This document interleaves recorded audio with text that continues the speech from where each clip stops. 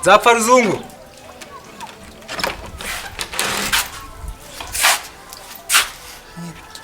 Bose uri Nzapfa Ruzungu. Ari se.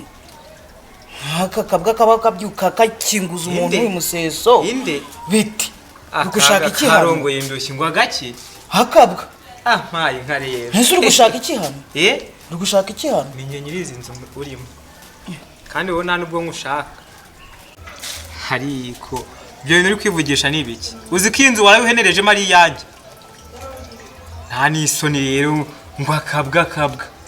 Uraje ubone none hako kabwa akariko. Ariko uri kuduka uri kunkanga.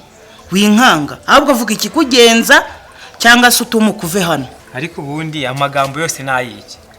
Ngiye nakubwe ubundi wose nkushaka. Nshaka Nzapfa Ruzungu. Gira vuba kandi. Ntago nshaka ibintu byo kunyigiraho ivogonya. Cyangwa none ha muri izi samite nkwereka icyo ndicyo ubu ngubu. Hamagara Nzapfa Ruzungu asohoke. Nani kintu nshaka kuvugana nawe. Niba uri n'umukobwa, niba uri n'ihabara rya Ruzungu ntago mbizi. Uteye nk'igifuka gipakiye nabi nta n'isoni urabyuka nzamurira isukari. Bwira Nzapfa Ruzungu asohoke. Ikibazo kiri hehe igifuka gipakiye nabi ni igifuka gipakiye se nabi ntago ari ngiki. Hanyuma se ikibazo kiri hehe ubundi ko nagukodesheje inzu umutekano muke. Nkaba nkumanga akaza gukingura abantu tutumvikanye. Ikibazo kiri hehe se nyine kumva yinkodesha amafaranga yo kukwezi nkaba narayaguhaye. Ikibazo kiri hehe shaka kuza unegeka n'ubyo nzaza ngibamo se nakwishyuye yanjye ngire kuyakora amafaranga yamvunye ngire kuyakwishura wamaye ngo n'amazu yawe unegeke n'ukuntu nzaza ndayibamo reka ntabwo byakunda. Mani ubundi tworoherane sibyo? Ntago nje hano kukunaniza. Njewe naguhaye inzu uri wenyine sibyo? Ntambwiye kuzazana mu ndi muntu. Rero nge ntago naguhaye inzu yanjye. Ngo ujye wiriguzana amabana uko wishakiye uko wiboneye ngaho ibiki n'ibiki. Ntago wamfashije kuyubaka. Ibintu byose ninjye byimenyera. Waje hano ufite ingufuri gusa. Ibintu byose wabisanzemo. Rero ntago naguhaye inzu ngo ujye uzana amabandi bantu gutyo utanamenyesheje. Mumenyesheje mu buhe bujya ariho. Namuzanye ari uburyo bwo kugira ngo afashe ibintu ntashoboye abikore. Ariko ntabwo ugomba kuntegeka ubugenzi ngomba kuyibamo kandi ngiye ukwezi kuragera cyane nakwishurana neza. Ntabwo ugomba kuntegeka ukuntu uzazanye ibamo. Ntabwo byakunda. Amafaranga umbwire nkongereho ayandi ariko reka kunyobora ubugenzi ndibuze kuyibamo. Ninye no kumfasha ibyo nashoboye muhamagare aze abikore ariko reka kungora. Tayari inzu yanjye yabaye roji. Si yabaye roji se sindi kubibona. Guhera uyu munsi murajya mutangira kumereza bitatu bya buri joro. Inzu yanjye ntago ari yo kuzana mindaya. Uzana izahe ukazana hano mu nzu yanjye apana. Niko wagasenzu. Uri kwirirwa unyita ngo ndindaya yawe nigeze nguha. Ntuzongere kumenyera ntago ndindaya yawe. Harega igihe wahereye watogose nk'igitoki cyabizi. Nakomeje kukwihorera ntazakwesura. Uri kunyumva? Nahita nkweka bwana wagasenzi utazongera kumenyera. Kono kameze nka marijoza aho ngaho. Akantu kameze nka maringaringa gusa wagira ngo nta mibereho gafite. Kurashaka ko ntuzongere kumenyera. Ubundi izi nzu ni izako cyangwa barakuremeye ahubwo uba wumva ushaka kuza kwishyuza kubera ko bakuremeye. Uranyumvira uwo nihabara ryawe rikarangiza ngo ndi maringaringa ngo ndi biki ngo nta mibereho mfite. Umva ndagira ngo mbabwire ko none aho tuvugana nahita mbahambiza utwanye mugahita mugenda. Nta mikino yindi kandi ibayeho. Muransuzugura bene aka kageni koko nta n'isoni ku nzu zanjye. Ntago bishoboka. Ko nahoze numva arangirode komera. Nahoze numva ibintu by'inzu nibiki. Ese uko numva mwazamuye amatiku byagenze biterandiro. Iki byabaye hano uko numvishe umuntu uzi ko umuntu atasenzera. Ntabwo mwana twubashe ko twanakoze n'amajoro tuje no kuruhuka. Byagenze bite?